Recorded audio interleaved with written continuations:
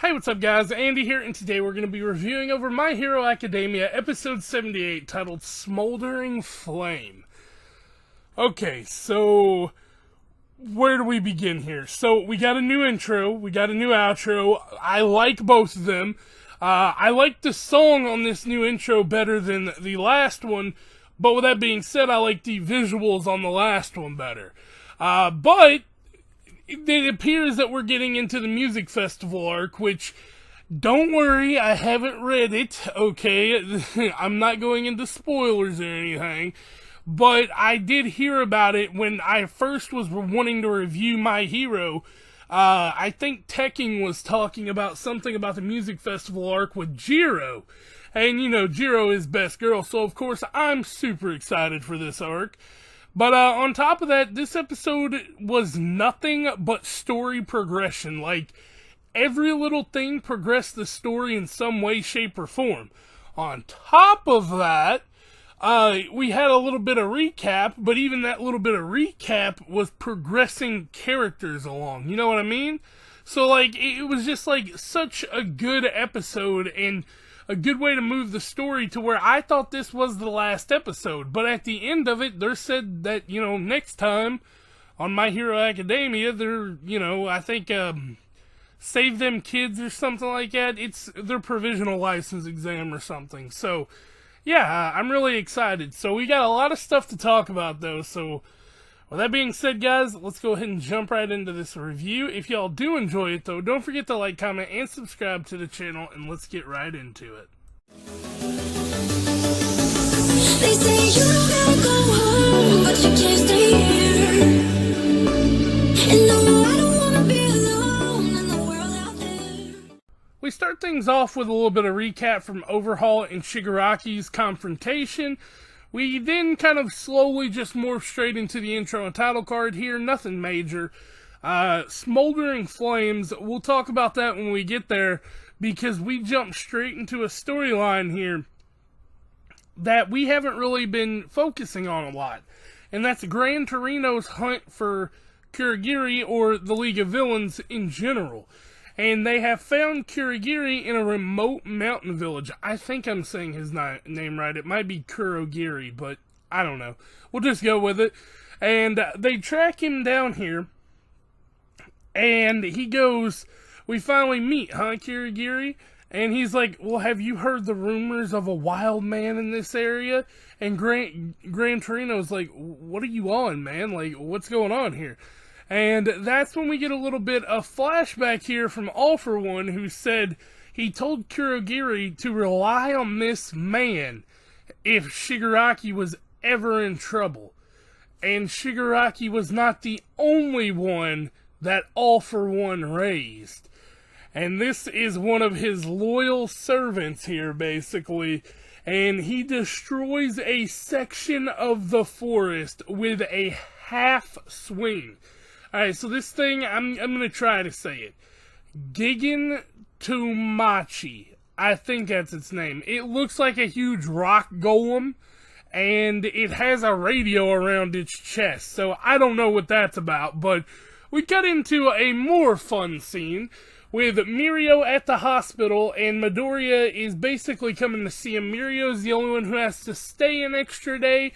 So Midoriya is coming to see him. He's checking on him before leaving the hospital, and, you know, he's all smiles and everything's good. But that's when it kind of takes a turn for the weirder. Like, Midoriya offers him one for all. He's like, what if I could give you my quirk? And Mirio's like, you can't, you know, but it's fine. You're Deku the hero after all. I don't need it. You do. It would just be the opposite if we did this. So it was a really cool scene. But as they're leaving, Kirishima and Midoriya get pulled over by the police here. And basically they're just coming in for questioning along with Uraraka and Sue. So everybody's just kind of getting questioned out here just to make sure that they got the story on pad and pen. But they all come home and everyone's like, we were all worried about you, blah, blah, blah. And they're all trying to get around him and talk to him, and it was a really cool scene. Like, a little bit was emotional, but most of it was just fun, and everybody just getting to see each other again. But that's when Uraraka kind of has a little bit of a flashback here, and she's really upset about Night Eye's death because she's the one who carried him up, and she's like, is there nothing more I could have done for him? Like, at all? And, Eraser's just like, you did everything you could do, it's our fault. And we cut over to Bakugo, and basically he's like, unlike the rest of you, I've got stuff to do, I'm going to bed, nothing else. He storms off. And Todoroki's like, yeah, I've got to go to bed too, y'all have a great day, because they have their provisional license exam tomorrow. And Eraser was supposed to take them, but due to all the eerie stuff, Eraser is going to be out a lot because of the incident, so All Might and Present Mike are the ones taking them, just in case, because of the League's, involvement so far. We cut back to a flashback of All Might on the phone with Gran Torino, and they have captured Kurogiri, but have suffered great losses, and they couldn't catch Gigan Tomacha. I don't know his name. So they're really worried about that. And we cut into the number one hero now, Endeavor, basically saying, well, if it isn't the former number one hero, thanks for bringing Shoto. I've been wanting to sit down and have a talk with you. And Present Mike's just like, I'll go grab some coffee.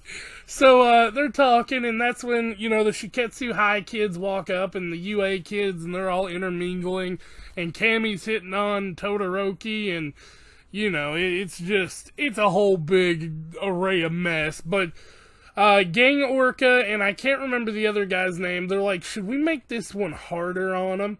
And he's like, yeah, I think it's time. So basically, that's the end of the episode here. This new outro is amazing. You need to watch it. Even if you can't watch the episode, I'm sure they'll have the outro on YouTube.